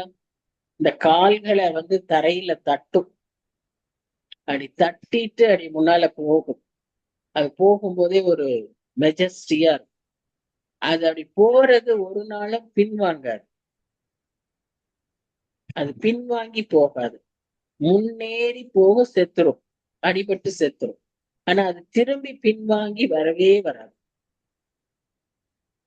அது எந்த பயமுறுத்தினாலும் அதை மீறிட்டு தான் அது போகும். அதுக்கு இந்த அம்பு, ஈட்டி, அந்த வார் லேண்ட் வாருடைய அந்த சீன் எல்லாம் அதுக்கு ரொம்ப ஃபெமிலியர். அது ரொம்ப சந்தோஷமா போகும். அது போகும்போது எப்படி போகுமா? கர்வமும் மூக்கமும் கொண்டு தரையே விழுங்குற மாதிரிதான் அந்த எக்கால தொனிக்கு அஞ்சாமல் பாயும். அவ்வளவு அழகா பொயட்டிக்கா எழுதியிருக்காங்க. அது யுத்தத்தையும் படைத்தலைவரின் ஆர்ப்பரப்பையும் சேனைகளின் ஆரவாரத்தையும் தூரத்திலிருந்து மோப்பம் பிடிக்கும். அதான் சொன்னேன், அங்கேயே அதுக்கு மைல்ஸ் அபார்ட் அதுக்கு அந்த சத்தம் தெரிஞ்சிரும், அந்த சீன் தெரிஞ்சிரும். உடனே அங்க காலை இது பண்ணிட்டு வேகமாய் பறந்து ஓடும். இது வெறும் குதிரை ஓட்டம். இப்படி போகாது யுத்தத்துக்கு போகிறது. இதுக்கு மேல இதுக்கு எல்லாம் சேனம் போட்டு இதுக்கு நிறைய அந்த யுத்தத்துக்கான காரியங்களை எல்லாம் வைத்து அதற்கு மேல ஒரு தலைவன் உட்கார்ந்து போவான். அப்படிதான் ஹார்சஸ் போகும். இது சும்மா ட்ரெயின் பண்ற ஹார்ஸ். ஆனா இதுல ஒன்று நம்ம தெரிஞ்சுக்கணும், எவ்வளவுதான் நம்ம ட்ரெயின் பண்ணியிருந்தாலும், எவ்வளவு ட்ரெயின்டு ரைடர் அது மேல உட்கார்ந்து போனாலும் அது ஒரு நாள்ல என்ன செய்யும்? ஏதோ ஒரு சமயத்துல அது தன்னுடைய கட்டுப்பாட்டை இழந்து உட்கார்ந்து இருக்கிறவனை கீழே தள்ளிடும். இல்ல காலை மடிச்சுட்டு உட்காந்துரும். அதுக்கு அதுல ஏதாவது கால்ல காயம் போல இதுன்னா காலை மடிச்சு உட்காந்துரும். உட்கார்ந்தவன் அப்படியே போய் முன்னால விடுவான். இந்த மாதிரி எவ்வளவு. அப்ப அதுக்கு நம்ம அதுக்குத்தான் நாம் அடங்கி இருக்கணுமே ஒழிய நம்ம அடக்கத்துக்கு அது வராது. பழக்கலாம், பழக்கிக்கலாம். அந்த இதெல்லாம் தாண்டறதுக்கெல்லாம் நம்ம பழக்கலாம், யுத்தத்துக்கெல்லாம் போகலாம். ஆனா எப்பவும் அதை நம்ம நம்முடைய கண்ட்ரோல்ல வைக்க முடியாது. நம்ம ஜாக்கிரதையா அதோடைய கண்ட்ரோல்ல நாம இருக்கோம். அப்படிதான் குதிரை. சோ இதுல இருந்து நாம என்ன கத்துக்கிறோம் அப்படின்னு சொல்லி பார்த்தா, ஒரு குதிரைக்கு இவ்வளவு ஒரு வைராக்கியத்தை வல்லமையை ஆண்டவர் வச்சிருந்தாருன்னா, ஒரு மனுஷன்ட்ட அவர் எவ்வளவு எதிர்பார்ப்பார், நமக்கு எவ்வளவு அவர் தர வல்லவர். ஆனா நாம எப்படி அந்த குதிரைய போல வைராக்கியமாய் நான் வென்று வருவேன், என் ஆண்டவருக்கு ஜெயம் எடுப்பேன் அப்படின்னு போறோமா, இல்ல எதிரிய கண்டு பயந்து நடுங்கிட்டு உட்கார்ந்துருக்கோமா? எவ்வளவு காரியங்களுக்கு நம்ம வீணாய் பயப்படுகிறோம். வீணாய் நம்முடைய சிந்தனைகளை அதிலே தோல்வி மனப்பான்மையோடு நாம் பார்க்கிறோம். பரீட்சைக்கு போறதுக்கு முன்னாலேயே நான் நிச்சயம் ஃபெயில் ஆயிருவேன் அப்படின்னு நினைக்கக்கூடிய ஒரு 30% பிள்ளைங்க இருக்காங்க. பரீட்சையே இன்னும் எழுதல, அவங்க படிச்சது சரியா இல்லைன்னு அவங்களுக்கு ஒரு எண்ணம் நான் பரீட்சையில போனா நான் நிச்சயம் தோற்றுருவேன் அப்படி நினைக்கிறேன். நான் பரீட்சைக்கே போக மாட்டேன்னுவாங்க. இல்லைன்னா அந்த பரீட்சைக்கு முன்னாலேயே தவறான முடிவுகளுக்கு போயிடுவாங்க. இப்படி நிறைய பேர் செய்யறத நம்ம பாக்குறோம்ல. இப்படி தவறான சிந்தனைகள் ஆனா கர்த்தர் நமக்குள்ள எப்படி வச்சிருக்காருன்னா, அந்த குதிரைக்கு அவ்வளவு ஒரு வைராக்கியத்தையும், ஒரு வீரியத்தையும், வேகத்தையும் வைத்திருக்கிறவர். நம்மிடத்துல அவருடைய காரியங்களுக்கு இவ்விதமாய் எதிர்பார்க்கிறார். இப்போ கடைசியா கடைசி 5 வசனங்கள்ல அவர் எதை பற்றி பேசுகிறாருன்னு பாத்தீங்கன்னா, ராஜாளி. ராஜாளின்னு சொன்னா கழுகு. கழுகு காமன் டேர்ம். இங்கிலீஷ்ல அதை ஹாக் பண்ணுவாங்க. ஒவ்வொன்றுக்கும் கொஞ்சம் கொஞ்சம் வித்தியாசம் இருக்கும். கழுகு, பருந்து, இங்கிலீஷ்ல என்ன? ராஜாளி. இங்கிலீஷ்ல ஹாக். ஆ? HAWK. ஹாக். ஹாக். இப்ப கழுகை பத்தி நமக்கு நல்லா தெரியும். அதுல மூலமா நமக்கும் நிறைய பாடங்களை நம்ம கற்றிருக்கிறோம். கழுகினுடைய நிறைய காரியங்களை நம்ம வேதத்திலேயே வாசிக்கிறோம். உபாகம புஸ்தகத்துல இருக்கு, ஏசாயா புஸ்தகத்துல இருக்கு. கழுகுக்கு ஒரு பழக்கம் உண்டு. அது ஒரு 40 வயசு வரைக்கும் நல்லா ஸ்ட்ரென்த்தோட இருக்கும். 40 வயசு ஆயிடுச்சுன்னா அதுக்கே தெரியும். அது என்ன பண்ணும்னா ஒரு தனி இடத்துக்கு மேல போயிடும். அங்க போய் தன்னுடைய கால்களாலேயும் தன்னுடைய அழகுனாலேயும் ஒவ்வொன்றாய் அந்த நகங்களை அந்த பாறையிலேயே உடைச்சு உடைச்சு நகங்களை எல்லாம் பிச்சு எடுத்துரும். ஏன்னா அதெல்லாம் வளர்ந்துருச்சு. இனி அது பயன் இல்லை. அது சரியான அளவுல இருந்தா தான் அது அதோடைய வேலையை செய்ய முடியும். அதனால அதையெல்லாம் உடைச்சு எடுத்துரும். அது பயங்கர வலி கொடுக்கும். ஆனா அது அப்படி செய்யும்.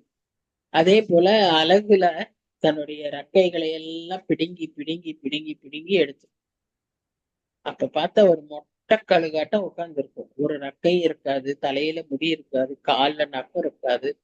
அப்ப அதால சாப்பிட முடியாது. திரும்ப அதெல்லாம் வளரும் வரைக்கும் அது பொறுமையாய் கத்திரியா அந்த கழுகுக்கு அத்தனை ஞானத்தை கொடுத்திருக்கிறேன். ஒரு ஆவிக்குரிய பாடம் அதுல இருக்கு. நாமும் கூட நம்மிடத்தில் இருக்கக்கூடிய வேண்டாத இந்த சிந்தனைகள், வேண்டாத காரியங்களை எல்லாம் ஒவ்வொன்றாய் பிடுங்கி எடுத்தாதான் நாம் ஆவிக்குரிய வல்லமையோடு செயல்பட முடியும். அப்போ அதற்கு நாம் முதல்ல இதெல்லாம் பிடுங்கி எடுக்கணும். இரண்டாவதாக அதை வளரும் வரைக்கும் நாம் உபவாசத்தோடு ஜெபிக்கணும். ஆண்டவர் நமக்கு ஒரு புது அபிஷேகத்தை தர்றதுக்கு, ஒரு புது வல்லமையை தர்றதுக்கும், ஒரு புது பலன் தர்றதுக்கும் நாம காத்திருக்கோம். அதனால்தான் ஏசாயா 40 வாசிக்கிறோம். கடைசி வசனங்கள்ல 39 அந்த வசனங்கள்ல பாத்தீங்கன்னா, கழுகை போல காத்திருந்து பலனை பெற்றுக்கொள்ளணும் அப்படின்னு சொல்லு. கழுகு காத்திருக்கிறது எதற்குன்னா இந்த பழக்கத்துக்கு தான். அவ்வளவு ஒரு பெரிய ஆவிக்குரிய சத்தியத்தை இந்த ராஜாளி பறவையில ஆண்டவர் வச்சிருக்கார். அதான் அவர் சொல்றாரு, அந்த கற்பனையினாலே கழுகு உயர பிறந்து உயரத்திலே தன் கூட்டை கட்டுமோ, கண்மலையிலும் கண்மலையின் சிகரத்திலும் அரணான ஸ்தலத்திலும் தங்கி வாசம் பண்ணும், அங்கே இருந்து இரையை நோக்கும். அதை பார்த்திருக்கீங்களா? மேல இருந்து கீழே பிறக்கிற கோழி குஞ்சு அதுக்கு நல்லா தெரியும். கோழி குஞ்சு அம்மாக்கு பின்னால குக்கின்னு போயிட்டு வரும். அது அங்க இருந்து மேல பார்த்து பறந்து வந்து டக்குன்னு அந்த கால்கள் அப்படி ஸ்ட்ராங்கா இருக்கும், ரெண்டை தூக்கிட்டு ஓடிடும்.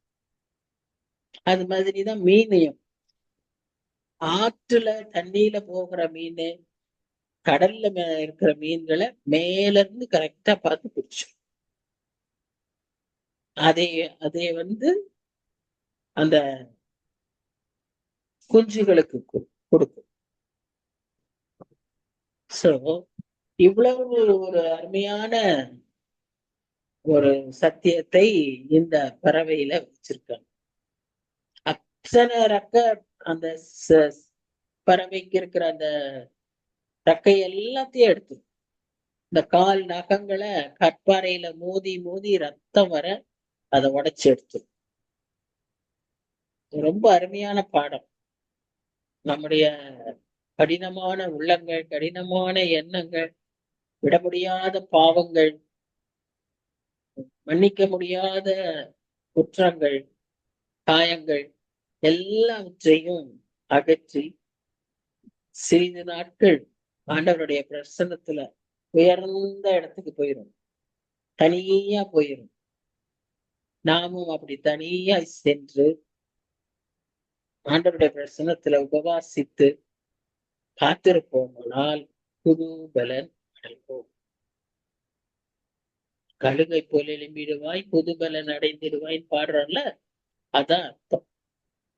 103ஆம் சங்கீதத்துல கூட கழுகுக்கு சமானமாய் உன் வயது திரும்ப வாழ வயது போலாகும். அதான் கழுகு 40 வருஷத்துக்கு ஒரு தடவை ரெனியூ பண்ணிக்கிட்டே இருக்கு. கழுகுக்கு 40 வருஷம், நமக்கு ஒவ்வொரு எவ்ரி இயர் கூட பண்ணலாம். எவ்ரி இயர் அடுத்தடுத்து அடிக்கடி வருஷத்திலேயே அடிக்கடி செய்யலாம். ஒரு வருஷம் காத்திருந்தாலே பெரிய பாவ மூட்டையாயிரும். ஏன்னா ஆண்டவர் சீக்கிரம் வரப்போறாரு. அடிக்கடி நம்ம செய்து கொள்ளலாம். மாசத்துக்கு ஒரு தடவை அப்படி ஒரு நாள் பிக்ஸ் பண்ணி அதுக்காக ஜெபித்து நம்மை புது பலன் பெற்றுக்கொள்வதற்கு, பரிசுத்தப்படுத்திக் கொள்வதற்கு. இன்னைக்கு எங்களுக்கு ஒரு ப்ரேயர் இருந்துச்சு. அந்த ப்ரேயர்ல நான் பாட்டு பாடுறேன்னாரு. சரி எனக்கு பாடுங்கன்னு சொன்னாங்க. அவங்க பாடினார். அவர் அந்த பாடினது take time to be Holi, தூய்மை பெற நாடு. ரொம்ப அர்த்தமுள்ளதா பாடினாரு. ரொம்ப நல்லா இருந்துச்சு.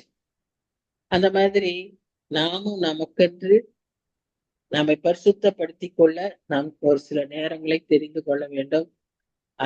அந்த கழுகு காத்திருக்கிறது போல நாம் காத்திருந்து ஆண்டவரிடத்துல பலன் பெற்றுக்கொள்ள வேண்டும். அதுதான் சொன்னேன். ஞானம், இப்படிப்பட்ட ஆவிக்குரிய அபிஷேகங்கள், ஆவிக்குரிய ஆசீர்வாதங்கள் நமக்கு உலகத்தின் எந்த காரியத்திலும் நம்ம பெற்றுக்கொள்ள முடியாது. படிப்பு, செல்வம், வேலை, சம்பாத்தியம், உறவுகள், இது எதுவுமே அதை தராது. அதை நாம் ஆண்டவரிடத்திலிருந்து மாத்திரம்தான் பெற்றுக்கொள்ள முடியும். அதை பெற்றுக்கொண்டால்தான் அவர் எதிர்பார்க்கிற வாழ்க்கை வாழணும். அந்த வாழ்க்கை இங்க வாழணும்னா நமக்கு ஞானம் வேணும். அவர் கொடுக்கிற இந்த ஆசீர்வாதம் வேணும், இந்த பலன் வேணும். இப்ப அதை அவர்கிட்ட தான் கேட்கணும். அந்த வசனம் 1:5 நல்லா ஞாபகப்படுத்திக்கோங்க, மனப்பாடம் பண்ணிக்கோங்க. ஏன்னு சொன்னா எல்லாருக்கும் கொடுக்கிறாரு, சம்பூர்ணமாய் கொடுக்கிறாரு, கடிந்து கொள்ளாதபடி கொடுக்கிறாரு. ஒருவேளை நம்ம ரொம்ப முட்டாளா இருக்கிறோம் ஆண்டவரோட பார்வையில.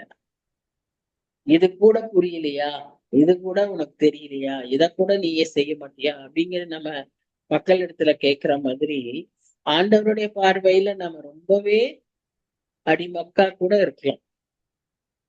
விளங்கிக்கவே முடியாத ஒரு மனுஷனா நாம இருக்கலாம். ஆனா நம்மை கடிந்து கொள்ள மாட்டோம்.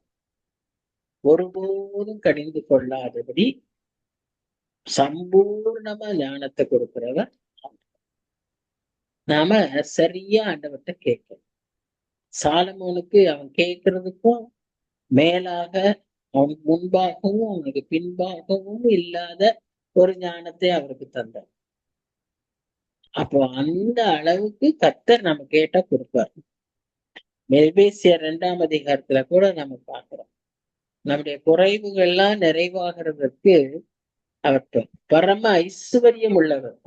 தன்னுடைய ஐஸ்வர்யத்தின் மகிமையை நாம் காணும் பொருட்டு நம்முடைய கண்களை அவர் திறந்திருப்பார். பிலிப்பியர் 4ஆம் அதிகாரத்துல நம்முடைய குறைவை எல்லாம் அவர் நிறைவாக்குவார். அப்படி ஆக்குவதற்கு அவர் ஐஸ்வர்ய சம்பன்னரா இருக்கிறார் என்று சொல்லிப்பார். அப்பேற்பட்ட ஒரு ஐஸ்வர்யம் உள்ள ஆசீர்வாதங்களை நிறைய வைத்திருக்கிற ஆண்டவர். நீ கேட்கறதுக்கும் மேலாக அவர் கொடுப்பார், நீ நினைக்கிறதுக்கும் மேலாக அவர் கொடுப்பார். ஆனா நம்ம கேட்கணும், சரியா கேட்கணும். நம்ம சரியான நிலைமையில கேட்கணும். எல்லாம் எனக்கு தெரியும், அந்த குடத்தை கவுத்து வச்சுட்டு நம்ம போய் மலையில நின்னோம்னா குடம் நிறையாது. திறந்து வச்சோம்னா தான் குடத்துக்குள்ள தண்ணி வரும். We have to go in the right manner and receive the blessings. அப்போ இதுதான் அந்த பறவைக்கு ஆண்டவர் வைத்திருக்கிற ஒரு பெரிய திட்டம். இந்த பறவையினுடைய இன்னொரு விசேஷம் பாருங்க, இந்த கழுகு, இந்த மேல உயர இருக்கிற பறவைகள்லாம், மற்ற பறக்கிற பறவைகளை நீங்க பாத்துக்கிறீங்களா? காக்கா எல்லாம் எப்படி பறக்கும்? அப்படியே ரெக்கைய அடைத்திக்கிட்டு போகும். சின்ன வயசுல விளையாண்டுருக்கோம்ல, காக்கா பரபர அப்படின்னு இந்த கையை அடிக்கிற மாதிரி ரெக்கைய அடிச்சுக்கிட்டு போகும். ஆனா இந்த கழுகு பார்த்திருக்கீங்களா? என்னைக்காவது இந்த மாதிரி அடிச்சுக்கிட்டு போயிருக்கா? அது அப்படியே விரிச்சுக்கிட்டு அப்படியே வானத்துல போகும். இதுக்கு பேரு ஃபிளையிங், அதுக்கு பேரு சோரிங். ஸோ ஃபிளைட் மெக்கானிக்ஸமே வித்தியாசம். ரெண்டுக்கும் வேற வேற வித்தியாசமான மெக்கானிசம். அதை யார் அப்படி படைத்தார்? இப்படி வித்தியாசமாய அந்த மெக்கானிசம் எல்லாம் யார் படிச்சது? அந்த ஞானம் யாருக்கு இருந்துச்சு? யோபுக்கு இருந்துச்சா அப்படின்னு கேக்குறேன். இதெல்லாம் பார்க்கும்போது யோபுவை ஆண்டவர் ஒரு மாதிரி அவனை ரொம்ப ஒண்ணும் இல்லைன்னு சொல்றதுக்கு வைக்கிறாருன்னு பாக்கணும். ஆனா கர்த்தர் கரத்துல நம்ம விடுவது என்னைக்குமே நல்லது. ஒருவேளை கர்த்தர் நம்மை அப்படி நடத்தினார்னா அது நமக்கு தேவை. நம்ம கிட்ட ரொம்ப செருக்கு இருக்கும், பெருமை இருக்கும், அதனாலதான் அப்படி அடிப்பார். சீக்கிரமா அவர்கிட்ட திரும்பிட்டோம்னா அடிக்கமையா இல்லையா? அதுதான் நாம இங்க பார்க்கணும். சோ எல்லா உலகத்திலும் படைத்திருக்கிற அத்தனைக்கும் மேல அதிகாரத்தை யார் கொடுத்தாரு? யாருக்கு கொடுத்தாரு? மனுஷன். ஆனா அவன் தன்னுடைய பாவத்தினாலே அதை எல்லாம் இழந்ததினாலே இன்றைக்கு அதை அது நம்மை ஆளுகிற அளவுக்கு நிலைமை மாறிடுச்சு. ஆனா நாம் திரும்ப அவரிடத்துல வந்து நாம் அவரை ஏற்றுக்கொள்ளும் போது நமக்கு அந்த அதிகாரத்தை புதிய எருசலேமில தருவார். அந்த அதிகாரத்தை நமக்கு தருவார். இந்த லாஸ்ட் வசனம், பிணம் எங்கேயோ அங்கே கழுகு சேரும் என்றார். அது வந்து திருப்பி புதிய ஏற்பாடுல காஸ்பல் எங்கேயோ வருது, மத்தேயுல இருக்கு. பிணம் எங்கேயோ அங்கே கழுகு சேரும். அதாவது அர்த்தம் வந்து அதனுடைய இங்க எல்லாம் சொல்றது அர்த்தம் என்னன்னா, கழுகுக்கு என்ன இறை, அதனுடைய உணவு. மெயினா வந்து இந்த சாதாரண கழுகுகள் இல்ல, ஆக்சுவலா அது வந்து எதை குறிக்குதுன்னா வல்ச்சர்னு ஒரு பேர்டு இருக்குது. இந்த கழுகுலயே ஒரு வெரைட்டி, அது ரொம்ப பெருசா இருக்கும். அது வந்து இந்த பிணம்தான் சாப்பிடும். இந்த சிங்கம், அப்புறம் அந்த அயனான ஒரு அனிமல், இதெல்லாம் இந்த சாப்பிடுறத மீதத்தை அது வந்து சாப்பிடும். அவங்களோட இதை கூட நடந்துட்டு சாப்பிடும். இந்த பிணங்களை சாப்பிடும்போது அது அது அங்க மேல பறந்துட்டு இருக்கும். இந்த கீழே அந்த பிணத்தை பார்த்தோன்னே அங்க இருந்து ஒரு சிங்கமோ புலியோ எதையோ அடிச்சு போட்டு இருந்துச்சுன்னா அது அங்க இருந்து பறந்து வரும். அது ஒண்ணு வராது, வரும்போதே 10 வரும். அது மாதிரிதான் யூதர்கள் எல்லாம் திரும்பி வருவாங்க, கழுகு வந்து சேரும் அப்படிங்கிறது போல அவங்க எல்லாம் திரும்பி வருவாங்க. சரி, one thought one only is brought into the program. இதெல்லாம் பேசி இந்த அதிகாரத்துல அவர் என்ன சொல்ல வர்றாருன்னு சொன்னா, இந்த உலகத்துல நிறைய மிஸ்ட்ரிஸ் இருக்கு, புரியாத ரகசியங்கள் நிறைய இருக்கு.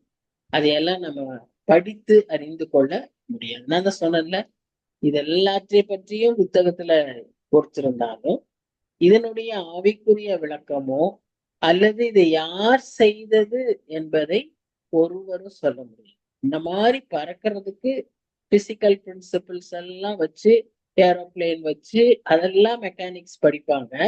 ஆனா இதை யாரு செஞ்சது? இந்த கழுகுக்கு, அந்த பறவைக்கு அந்த விதமான பறக்கிற தன்மையை யார் கொடுத்தது? பதில் இருக்காது. தானா அப்படி வந்துருமா?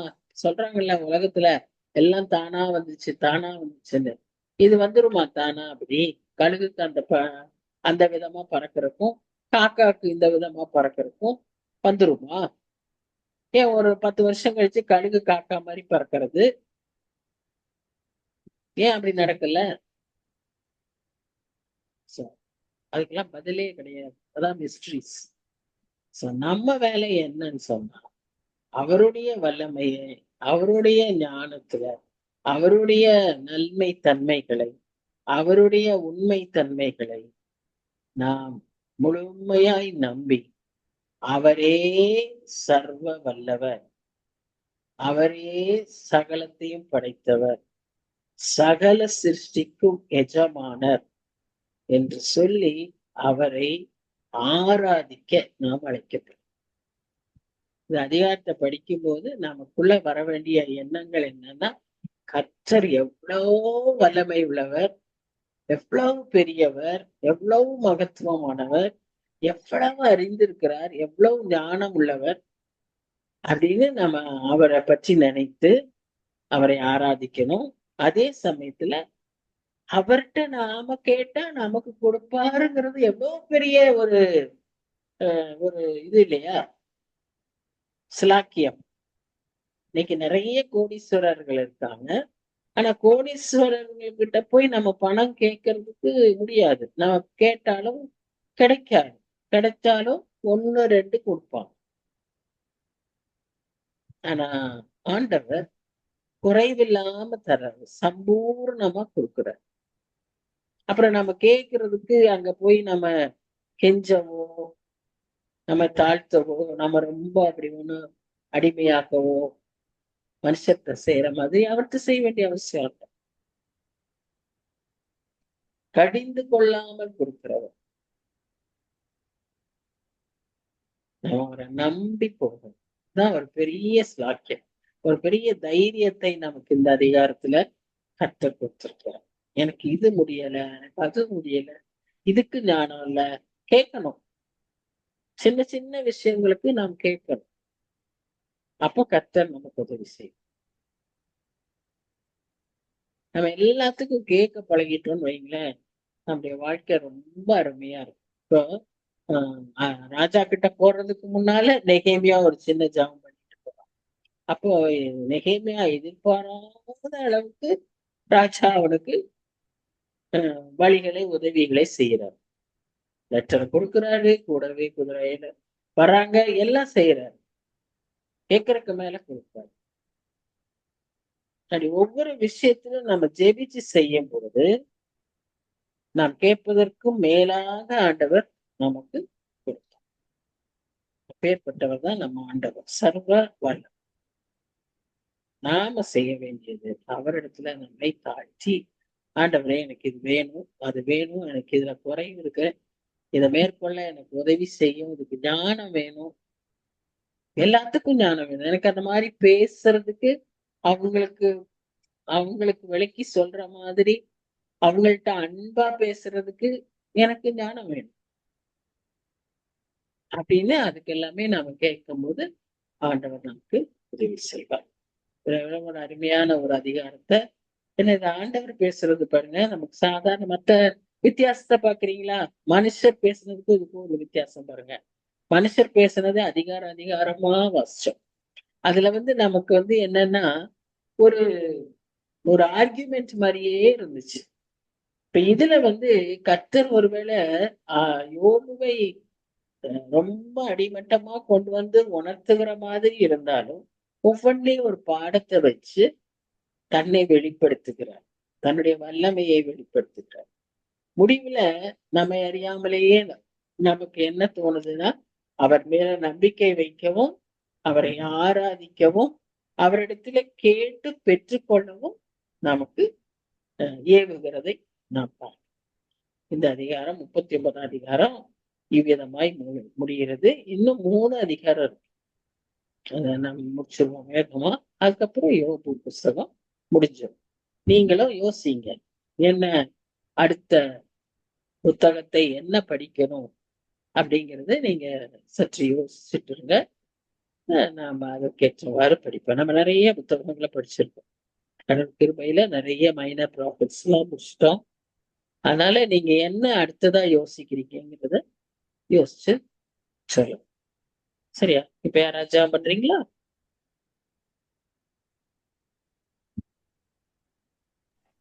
நான் பண்றேங்க ஆண்டி. சரி.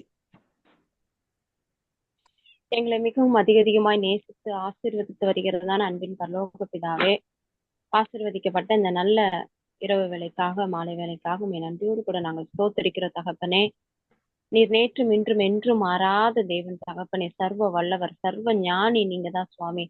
சகலத்தையும் உண்டாக்கினவர், உருவாக்கினவர், சர்வ சிருஷ்டிக்கும் எஜமானிகர் நீர் மாத்திரமே ராஜா. அப்பா, உம்மை போல தகப்பனே ஒரு தெய்வம் அந்த பூமியில ராஜா, உம்மை நோக்கி பார்ப்பது, உங்களை தெரிந்து கொள்வதுல எவ்வளவு ஒரு பெரிய பாக்கியம் சுவாமி. நீர் மாத்திரம் தாப்பா, நீங்க மாத்திரம் தாப்பா உயர்ந்தவர், சிறந்தவர் தகப்பனே. அப்பா ஸ்தோத்திரிக்கிற இப்படிப்பட்ட வார்த்தைகள், அதுவும் குறிப்பாக இந்த யோபு புஸ்தகத்துல அப்பா ஸ்தோத்திரிக்கிற அந்த 39வது அதிகாரத்துல இந்த நாளில நாங்க கற்றுக்கொண்ட காரியங்கள், கர்த்தர் நீர் மிருகங்களை குறித்து நீர் யோபுவுக்கு சொன்ன காரியங்கள் அவ்வளவும் சுவாமி எங்க வாழ்க்கைக்காக தான் சுவாமி. ஏன்னா இதெல்லாம் நீங்க அன்றைக்கே எழுதி வைத்தீங்க. இன்றைக்கு நாங்க கற்றுக்கொள்ள வேண்டியதை, தெரிந்து கொள்ள வேண்டியதை, பெற்றுக்கொள்ள வேண்டியதை அன்றைக்கே நீர் எழுதி வைத்த தேவன் தகப்பனே. அப்பா ஸ்தோத்திரிக்கிறோம். உடைய கண்களுக்கு மறைவானது ஒன்றும் இல்லை தகப்பனே. உமது பேர் அறிவினால நீர் எல்லாவற்றையும் உண்டாக்கி உருவாக்கி வைத்திருக்கிறீர் சுவாமி. உம்முடைய ஞானம் எவ்வளவு பெரியது என்பதை இந்த அதிகாரத்தின் மூலியமாக இன்றைக்கு நாங்கள் உணர்ந்திருக்கிறோம் சுவாமி. ஸ்தோத்திரிக்கிறோம் தகப்பனே. ஒவ்வொரு மிருகங்களை குறித்தும் எங்க வாழ்க்கையில நிறைய காரியங்களை நாங்கள் கற்றுக்கொள்ள வேண்டியது நிறைய இருக்குது சுவாமி. ஸ்தோத்திரிக்கிறோம். கழுதையை போல அப்பா, குதிரையை போல, கழுகை போல தகப்பனே இசப்பா, எங்க வாழ்க்கை நிறைய மாற்றங்கள் உண்டு சுவாமி. அதுவும் குறிப்பாக இப்படிப்பட்ட இந்த நாட்களில் இந்த யோபு பகுதியெல்லாம் நாங்கள் குறித்து தியானிக்கிற வேளையில நிறைய காரியங்களை ஆவிக்குரிய ரீதியில எங்களால உணர்ந்து கொள்ள முடிகிறது, அது தெரிந்து கொள்ள முடிகிறது சுவாமி. அதற்காக உமக்கு நாங்க நன்றி செலுத்துகிறோம்.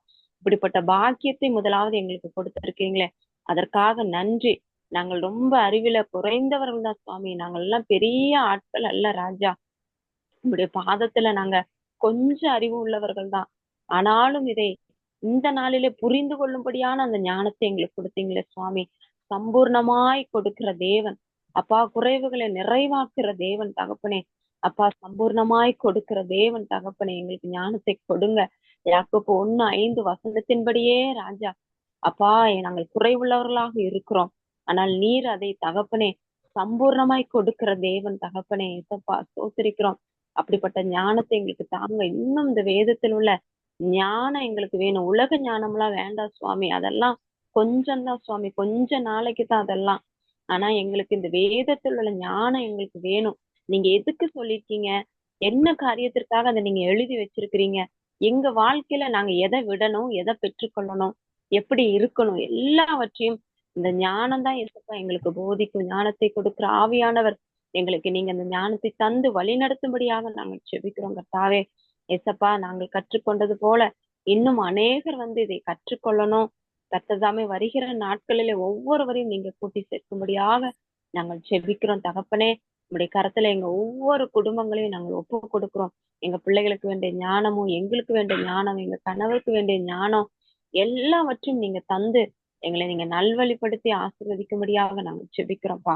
உங்க பரிசுத்த ரத்தத்தினால எங்களை கழுவுங்க ராஜா. வெளியேற பெற்ற உங்க அன்பு, உங்க ஞானம் எங்களை இம்மட்டுமாய் தகப்பனே ஏசப்பா நடத்தி கொண்டு வந்த தயவுக்காக நன்றி, நன்றி, நன்றி ராஜா. நன்றி ஆவியானவரே.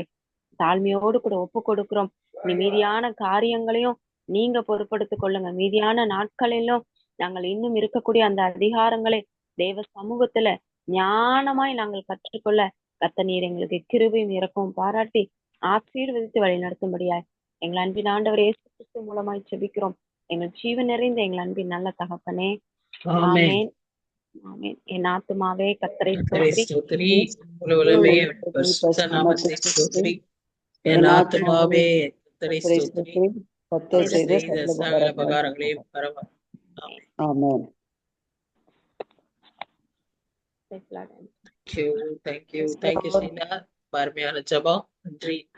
இதுல இப்ப 2 விதமான கழுகு அப்ப இருக்குங்களா ஆண்டி? ஏன்னா எல்லா கழுகுமே பிணத்தை சாப்பிடுறது இல்ல ஆண்டி, ஒரு குறிப்பிட்ட கழுகு மாத்திரம் தானே ஆண்டி சாப்பிடுறது? அதுதான் சொன்னேன், அந்த கழுகு. அது பேர் வல்ச்சர். தமிழ்ல அதான் என்ன சொல்லுவாங்கன்னு தெரியல. அது நல்லா இவ்வளவு பெருசா இருக்கும் உயரமா. அதான் ஆனா அதுக்கும் மத்த நார்மல் கழுகுக்கும் வித்தியாசங்கள் உண்டு இல்லையா வித்தியாசம் ஆண்டி? நிறைய இருக்கு. அதுதான் ஆண்டி. கழுகுகள்லயே நிறைய டைப்ஸ் இருக்கு. பருந்துன்னு ஒண்ணு இருக்குல்லம்மா. கழுகு, பருந்து, கருடன் அப்புறம் இந்த அந்த மாதிரி கழுத்து மாத்திரம் இந்த ஹிந்துஸ் கும்பிடுவாங்க பார்த்தாங்கன்னா இப்படி இப்படி. கருடன், அது கருடன். கருடன் அதெல்லாம் இல்லாம இது இன்னொன்னு. இது அதான். பெருசா இருக்கும் ஆண்டி அந்த கழுகு. ஆமா ஆமா. ரொம்ப பிணந்திங்கிற பெருசா இருக்கு. கழுகு ரொம்பவே பெருசா இருக்கும். பறந்து காக்குற பட்சி போலன்னு சொல்றது அது எதுங்க ஆண்டி? கழுகு தானே ஆண்டி அது? அது கழுகு தான். இல்ல எல்லா சரி. பேர்ட்ஸுமே பொதுவாவே பேர்ட்ஸ். கச்சி. இப்ப ஒரு குஞ்சுகள்லாம் நெஸ்ட்ல இருந்துட்டு குயிக் குயிக் குயிக் குயிக் கத்திச்சுன்னா அது எங்க இருந்தாலும் இப்படி பறந்து அது மேல போய் உட்காந்துரும். ஆமாங்க. அது கட்சிதான். ஏன் அது இன்னொன்னு என்னன்னா, ஒரு தடவை தீ பிடிச்சிருச்சு. காட்டு. ஒரு பையன் அந்த மரத்துல இருக்கிற நெஸ்ட பாத்துக்கிட்டே இருந்திருக்கான். ஆனா தீ பிடிச்சதுனால அவனை பிடிச்சி இழுத்துட்டு போயிட்டாங்க. அப்புறம் அந்த தீயெல்லாம் முடிஞ்சு எல்லாம் இதான பிறகு அவன் திரும்ப அந்த மரத்துல அந்த கூடு இருக்கான்னு பார்த்தா கூடு கீழே விழுந்து கிடக்கு.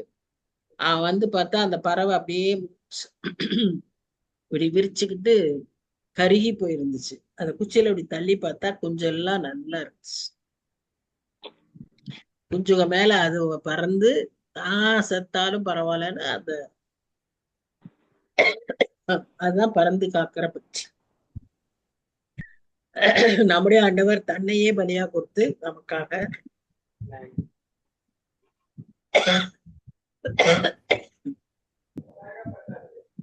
Okay, leave.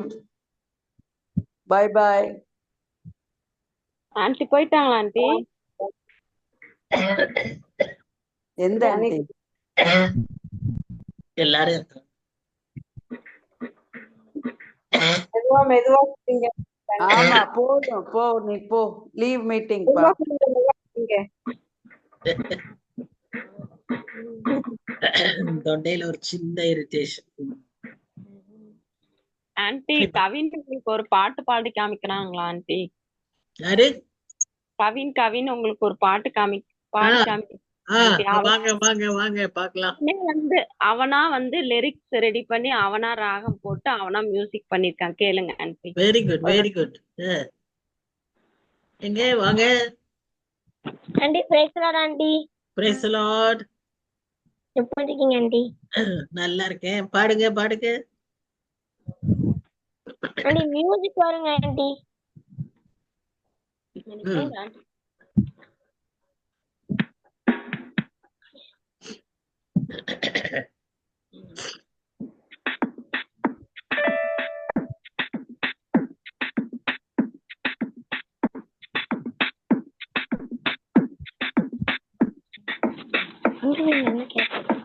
கேக்குது கேக்குது நல்லா கேக்குது.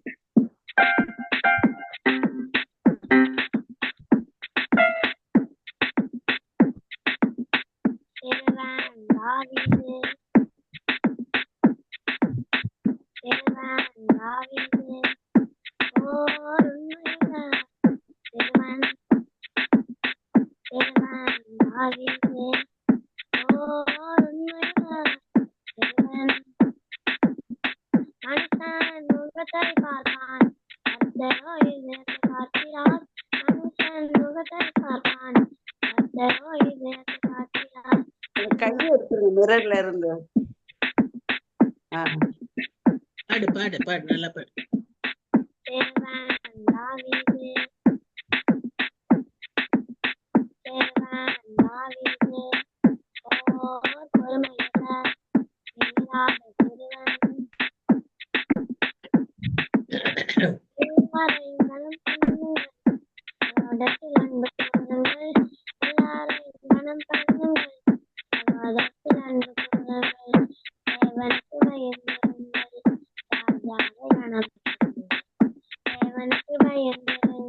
மறைச்சுக்கிறேன், கை வச்சு மறைச்சுக்கிறேன்.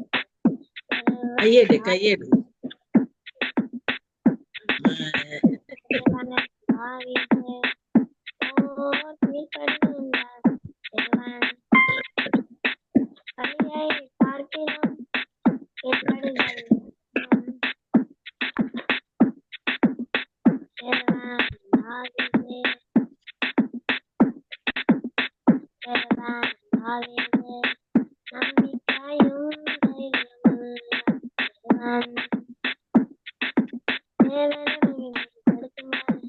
நாணயப்படு.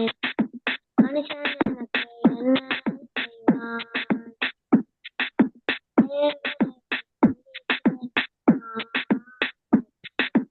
மனுஷன் எனக்கு என்ன செய்வான்?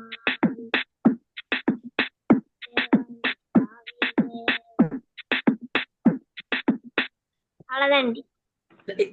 இது கொஞ்சம் சத்தமா இப்ப பேசினால மாதிரி அதே சத்த அளவுக்கு பாடணும். பாடி பாடி பாட வேர்ட்ஸ் கிளியரா சத்தமா வரணும். அதான் உங்களுக்கு words சத்தமா பாடல. நீ இன்னும் கொஞ்சம் சத்தமா பாடி பழகணும். சரியா? அடுத்த வாரம் வரும்போது திரும்ப இந்த பாட்டை பாடணும். ஆனா சத்தமா பாடணும். சரிங்க ஆண்டி. Very good. பிராக்டிஸ் பண்ணு. எல்லாமே நம்ம பிராக்டிஸ் பண்ணாதான் நல்லா வரும். சரியா? அதனால நீ நல்லா பிராக்டிஸ் பண்ணி சத்தமா பாடி பாடி பழகிரு. சரிங்க ஆண்டி. Very good. நல்லா இருக்கு. சரி அடுத்த தடவை கிளியரா பாடு. சரியா? ஆண்டி. சரி பாப்போம். Thank you aunty. Bye. Good night. Good night aunty. சரி ஷீலா பாப்போம். தேங்க்யூ. சின்னவனை பாவம் அவ்வளவு தூரம் தள்ளி உட்கார வச்சுட்டீங்க. இல்லைங்க ஆண்டி, பக்கத்துல உட்காந்துருக்காங்க. அப்படியா?